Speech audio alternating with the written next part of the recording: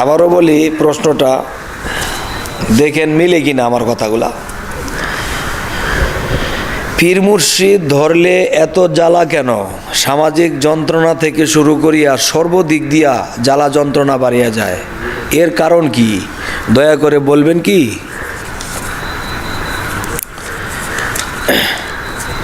আল্লাহ যদি কোরআনে এই কথা বলে, যারা আমার সুপথ প্রাপ্ত না তারা মুর্শিদ পাবে না, তাহলে বোঝা গেল যারা মুর্শিদ পাইছে তারা সুপথ পাইছে। তাহলে সুপথের মধ্যে যখন একটা মানুষ দাঁড়ায় গেছে, তখন এই মানুষটার মধ্যে যদি কোনো স্বর্ণের মধ্যে যদি খাস বেশি থাকে, স্বর্ণ কেউ কিনবো? আচ্ছা, তাহলে একটা মানুষের মধ্যে যদি খাস থাকে, তার ভিতরে যদি ময়লা আবর্জনা থাকে, তাহলে এই মানুষটাকে আল্লাহ কি করে?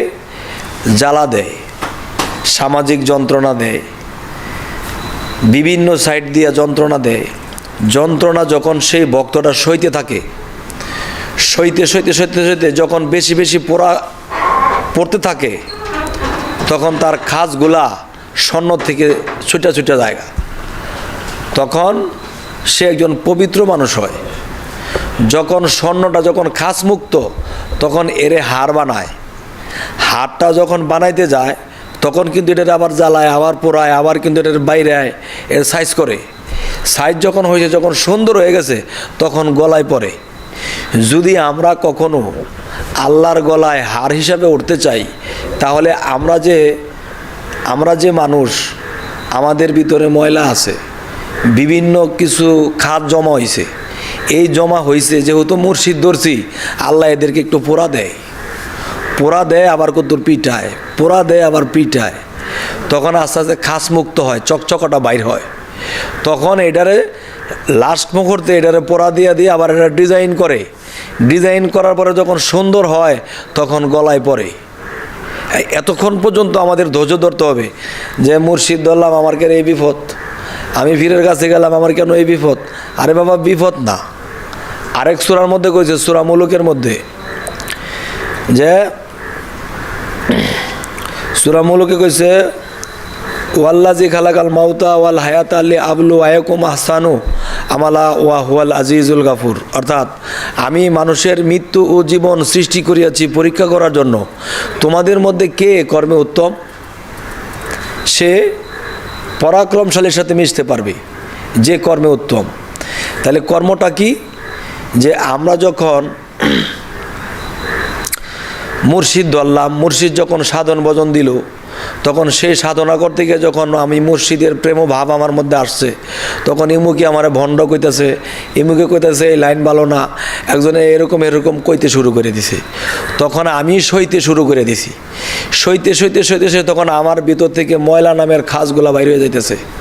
তখন যখন এটা মুক্ত হবে, খাঁটি সোনা হবে, তখন আমি হার হিসাবে তার গলায় উঠব। তখন আমি নিশ্চিন্ত হইলাম, আমার কোনো ভয় নাই। এই জন্য কোরআনে আল্লাহ কিছু কিছু জায়গার মধ্যে বলছে যে আমার বন্ধুদের কোনো ভয় নাই, এবং আমার বন্ধুদেরকে তোমরা মৃতও বলিও না, আমার বন্ধুদের ভয়ও নাই, এই কথাও কইছে কোরআনে। তাহলে যদি আমরা এই পৃথিবীতে বান্দা হয়ে আসি, তাহলে বান্দার বিচার আছে, বন্ধুর বিচার নাই। কইছে বন্ধুদের কোনো ভয় নাই। তাহলে আমরা যদি এই পৃথিবী থেকে বন্ধু হয়ে যেতে পারি, তাহলে আমাদের মৃত্যুও নাই, ভয়ও নাই। তাইলে বান্দা থেকে যখন বন্ধুর মধ্যে নিব, এই গাঁটটা পাড়ি দিব, তখন কিন্তু একে জ্বালা দিব, যন্ত্রণা দিব। এই যন্ত্রণা পাইয়া মুখে হাসি রাখতে হবে। ভিতরে বড় যন্ত্রণা, উপরে হাসি। মানুষকে বুঝতেও দেয় না আমি যে এত যন্ত্রণা ভোগ করতেছি। তখনই আল্লাহ দেহে যে দেখো, তার এত যন্ত্রণা দিছি, মুখের মধ্যে হাসি। কাউকে বলেও নাই আমি এত অসুবিধে আছি, আমি এরকম বিপদে আছি, কাউকে বলেও নাই। তার মানে যদি বলতাম যে আল্লাহ আমারে দেখলো না, মুর্শিদে আমারে দেখলো না, আমি বিপদে আছি, তখন এটা আল্লাহর গীবত করা হইল, মুর্শিদের গীবত করা হইল। কারণ আমি তাকে পরীক্ষা করছি উপরে উড়ানে লাগিয়া, আর সে আজকে কি করছে, অন্যের সাথে এটা বলছে, তাইলে আমার গীবত করলো। তার পরীক্ষা পাশ আর হইল না, তখন দুনিয়াতে এসে পড়ে থাকবো। এই জন্য কি বলতে হয় যে হে মুর্শিদ, হে রাসূল, হে আল্লাহ, তুমি যদি আমাকে যন্ত্রণা দেও কিন্তু আমাকে সহিবার শক্তি দিও। যখন একটা মানুষ বারবার আল্লাহকে বলে যে আল্লাহ জ্বালা দিতেছো দেও, আমাকে একটু সইবার শক্তি দিও, তখন কি হয়? তখন আল্লাহ ভিতরে ভিতরে তার কাছে লজ্জিত হয় যে দেখ তারে এত জ্বালা দিতেছি, জ্বালা দিতে বন্ধ করে না, কিন্তু আমারে কয় সইবার শক্তি দিতে। তখন আস্তে আস্তে তার জ্বালাটা সইরে দেখা, আল্লাহ নিয়ে দেখা, কারণ পরীক্ষা পাস করছে, জ্বালা তুমি দেও, আমার একটা সইবার শক্তি দাও। আচ্ছা, আরেকটা বিষয় হলো যে আমাদের লাইনটার মধ্যে কিন্তু তত্ত্বজ্ঞানের সংখ্যা বেশি। আমরা যে তত্ত্ব কথা বলি এবং শুনি, অন্য অন্য লাইনের মানুষে আশ্চর্য হয় যে এদিন বায়াত হইছে বেটা কী কয় বুঝি না।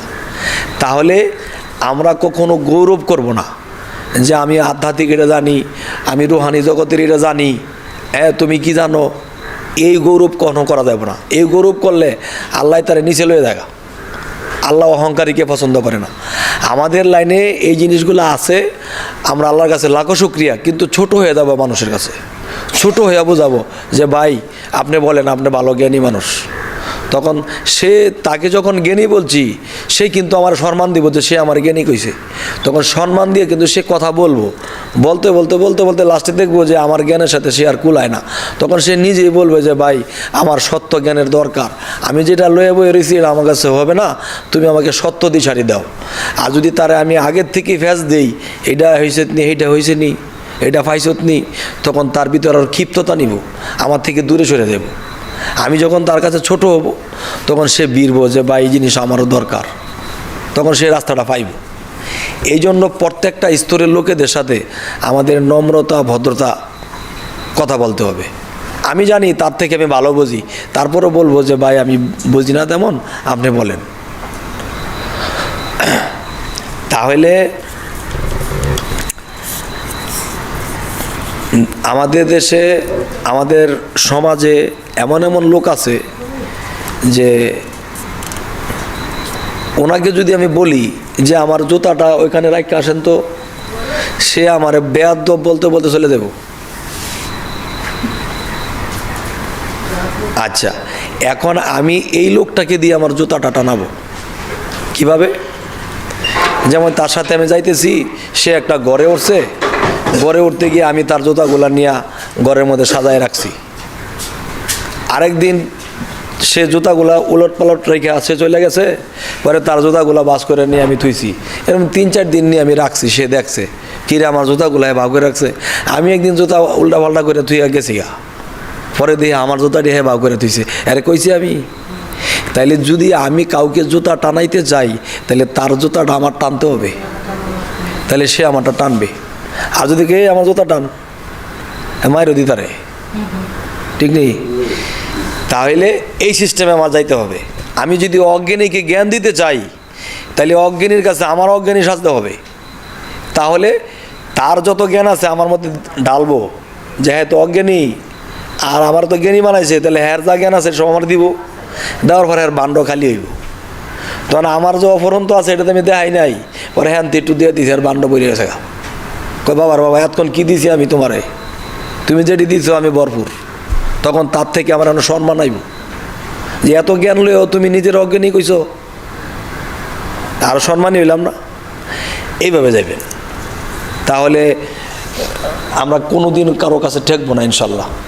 আমাদের যে দরবারের যে নামটা বিশ্ব আধ্যাত্মিক জ্ঞান সঞ্চার, দেখবেন বাংলাদেশে বহু জায়গা দরবার আছে, লেখা আছে কি চিস্তিয়া তরিকা, মানে চিস্তিয়ার নগরে খাজা মঈনুদ্দিন চিস্তি বাস করত। চন্দ্রপাড়া, মানে চন্দ্রপাড়ায় তার দরবারটা হয়েছে, এই জন্য চন্দ্রপাড়া দরবারের নাম।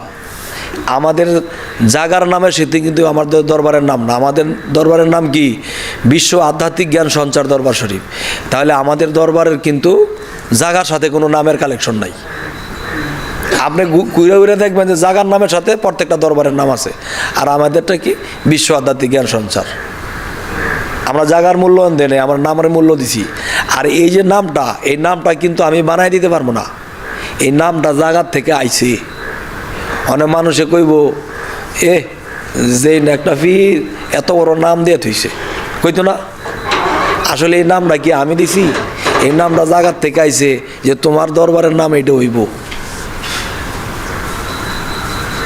আচ্ছা, যদি কেউ আমাকে জিজ্ঞাসা করে যে বিশ্ব আধ্যাত্মিক জ্ঞান সঞ্চার দরবার শরীফ, তাহলে বিশ্বের মধ্যে আধ্যাত্মিক কি আপনি শ্রেষ্ঠ? তখন আমি তারে বলি যে দেখো, বিশ্ব আধ্যাত্মিক জ্ঞান সঞ্চার দরবার শরীফ, যে এখানে কিন্তু নিজেকে আরো ছোট করা হয়েছে। কেমনে? বিশ্বের থেকে ছোট মানুষ আসুক, জ্ঞানী মানুষ আসুক ও অজ্ঞানী মানুষ আসুক, আমরা কিন্তু কাউকে জ্ঞান দিতে যাই না। আমরা কি বলি যে জ্ঞান সঞ্চার করি, বিশ্ব আধ্যাত্মিক জ্ঞান সঞ্চার। মানে সঞ্চার মানে কি? লাভ করা। একটা বাচ্চা আসবে, বাচ্চার কাছে আমি ভালো ব্যবহার দেব, কথা বলবো, তার কথা থেকে আমি একটা জ্ঞান নিব, সঞ্চার করব। এই যে একটা লোক আছে, তার কাছে আমি কথা শুই না, তার থেকে আমি জ্ঞান সঞ্চার করব। তাহলে সঞ্চার মানে লাভ করা না? আমরা জ্ঞান লাভ করব, কেউ জ্ঞান দিব, এই কথা আছে এটার মধ্যে। কিন্তু অনেক লোকে খেপলে পরে এই কথা কইলে পরে চাপে জায়গা কয়, ঠিক হইতে আছে, আমরা তো উদয় কইছি আপনার